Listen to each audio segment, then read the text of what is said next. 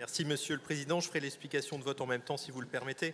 Monsieur le Président, mes chers collègues, je tiens tout d'abord à saluer le travail du vice-président ainsi que des services pour les efforts et l'investissement qu'ils mettent en œuvre pour accompagner le monde de la recherche dans notre région.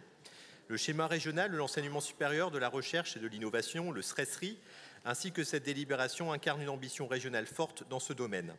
Je voudrais profiter de cette prise de parole pour attirer votre attention sur un point trop rarement évoqué quand on parle du monde de la recherche. Il s'agit de l'aspect humain. Derrière chacune de ces allocations, il y a des femmes et des hommes, des équipes de recherche passionnés et passionnants. Dans le domaine de la santé, que je suis tout particulièrement, j'ai toujours beaucoup de plaisir à échanger avec eux sur les avancées de leurs travaux, et c'était encore le cas il y a 15 jours pour l'Institut pour la recherche sur les cancers de Lille.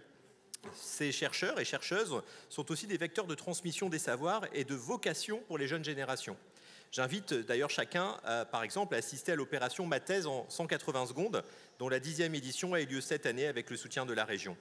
En effet, une des missions des chercheurs est la transmission au grand public, pour lutter notamment contre les fake news, que nous avons bien trop connues pendant la crise Covid, et en rétablissant la confiance entre le secteur de la recherche et la société. Vous l'avez compris, derrière ces allocations, il y a des femmes et des hommes qui dédient leur temps à faire avancer nos connaissances sur le monde qui nous entoure. Ils participent au rayonnement national et international de nos laboratoires et au développement économique de notre région. En effet, les chercheurs irriguent l'enseignement supérieur, mais aussi le tissu socio-économique. Il est vital d'agir le plus en amont possible pour encourager d'une part les jeunes à choisir cette voie professionnelle et d'autre part faire en sorte qu'ils restent dans notre région. Pour cela, notre objectif doit être de valoriser davantage les métiers de la recherche et d'investir dans des équipements de pointe pour créer une dynamique encore plus vertueuse. En effet, plus d'effectifs, c'est plus de talents, c'est plus de candidats éligibles à des prix, plus de lauréats, et cela veut dire pour la région plus de visibilité, plus d'attractivité, plus d'innovation et plus d'emploi.